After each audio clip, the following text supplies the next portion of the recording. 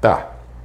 Mas eu acho que a gente pode tratar isso, olha, Pablo tá aparecendo aqui, membro de Garbo e Elegância, então vai te tornar membro. Pablo, eu acho que é o membro mais recente, bicolor, fez uma pergunta muito interessante. Houve uma alteração de janela de contratações, certo? A primeira vai até 7 de março e agora o Paysandu, se eu tiver errado, por favor, Ari, me corrige e também para explicar para a galera. Na Série B, o Paysandu é alvo dessa janela. Ele tem que estar envolvido e cumpri-la, né? Que antes não precisava. A primeira acaba, se eu não me engano, pela informação, é 7 de março. Porém, isso tudo é o Pablo que me pediu para te perguntar. Os campeonatos estaduais, o Paulista, que é, né, a cereja do bolo, vai até abril. Resumo da ópera. E a outra abre em julho, tá? Isso é bom? Isso é ruim pro Paysandu ou isso não mexe em porra nenhuma? Tô te perguntando se esse fator atrapalha ou ajuda. Que eu acho que isso é fundamental, que muda todo o teu cronograma, né? É fundamental, né? Por exemplo, o ano passado, né, que eu disputei o campeonato da Série B, já existia essa janela só para A e para B. Só que aí tinha um prazo que quem jogava um campeonato que é um dos campeonatos mais atraentes, regional falando, que é o Campeonato Paulista, o jogador ele poderia jogar e dava tempo dele ir para outra equipe.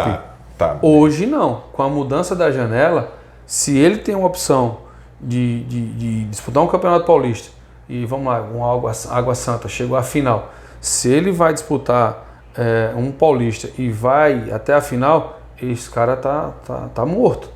Ele não vai conseguir se empregar em Série A e Série B. Só em julho, né?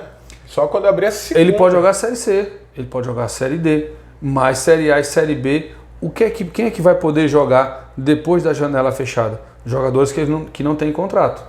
Então o jogador, antes de findar a janela, ele tem um acordo com a sua instituição. Olha, vamos rescindir aqui, eu quero ficar livre porque eu preciso jogar uma Série A, uma Série B. Ele vai, por mais que ele não vá de imediato para a instituição, mas ele pode ir pós a janela fechar, porque a janela ela só fecha para quem tem contrato. Quem não tem contrato, estando livre, ele pode jogar. Tá, mas então tu estás dizendo que o cara fica com o risco de alguém não chegar nele e ele está fora.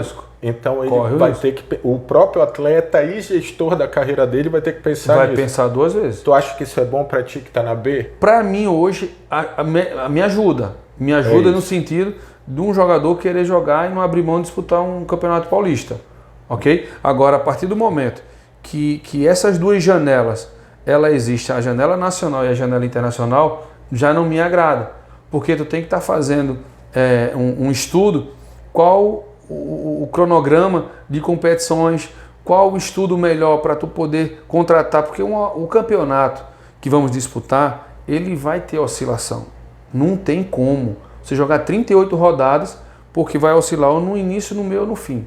É fato.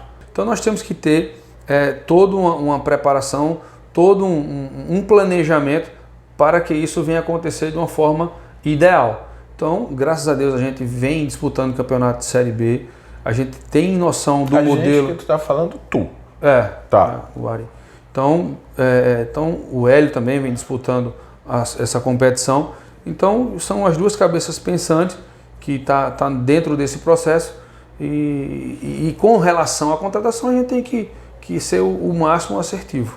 Vou fazer pergunta de Aru, como a gente fala aqui. Pelo que eu entendi da tua resposta a primeira janela ter essa primeira talvez te ajude. É isso que tu tá me dizendo. Para o início. E depois para tu equacionar ou trazer mais qualidade. Como vocês fizeram, inclusive, na C, pode ser que essa não seja tão boa, é isso? Exato. Eu por exemplo, antes eu tentava convencer um atleta... Até para mandar embora, né? Assim, desculpa te interromper. Até, inclusive, para não atrapalhar o cara que você apostou e ter que mandar embora. Tá. Por exemplo, quando eu cheguei aqui, eu vou te dar um exemplo, isso foi bem pertinente a tua pergunta aí. Quando eu cheguei aqui, tinha um atleta que estava para fechar a janela e ele estava com um contrato conosco, que era o Richelli. Sim, pô. Então eu chamei ele, como o clube não ia continuar com ele, falei, Richelli, estou tentando antecipar uma conversa com você, porque eu penso na tua carreira e tu pode ser que tu tenha ainda mercado de Série A, Série B. Isso foi a minha fala com ele. Se ele tinha ou não tinha, mas foi a minha realidade com ele. Richelli? Então é uma preocupação tua com ele. Exato, porque daqui a pouco o cara tem uma conversa de um clube de Série B e ficaria preso porque eu não antecipei uma fala com ele. E tu ia ficar com um cara que não ia te Exatamente. servir pagando uma ponta. E aí a gente chegou num acordo e ele seguiu a vida dele. Então, hoje, antes eu barganhava com o atleta e tentava mostrar para ele que a necessidade dele ter um calendário cheio, né, por família, escola, tudo mais. Pô, isso E aí com a janela anterior, ele ficava naquela dúvida, porque dava para ele fazer uma movimentação de mercado. Agora não, com essa mudança, ele com o seu agente, ele vai pensar 2, 3 vezes se realmente vale a pena ele correr um risco, né, no campeonato paulista, que é muito curto, ou você pode ali, no primeiro, segundo, terceiro jogo, já vi jogador ali resolver a vida em 2, 3 jogos. O campeonato paulista te dá isso. Tá, mas aí ele vai ter que, como tu falaste, ele vai ter que rescindir o contrato e... Exato. É um risco que daqui a pouco, se ele tem uma entrada boa no clube com o seu empresário, seu representante, e ele consegue ter esse poder de barganha, de tê-lo, mas nem todos bacana, têm, né? Mas nem todos vão ter. Perfeito. Então isso favorece uma condução de mercado, mas não é um cenário ideal. O cenário ideal era apenas a janela internacional.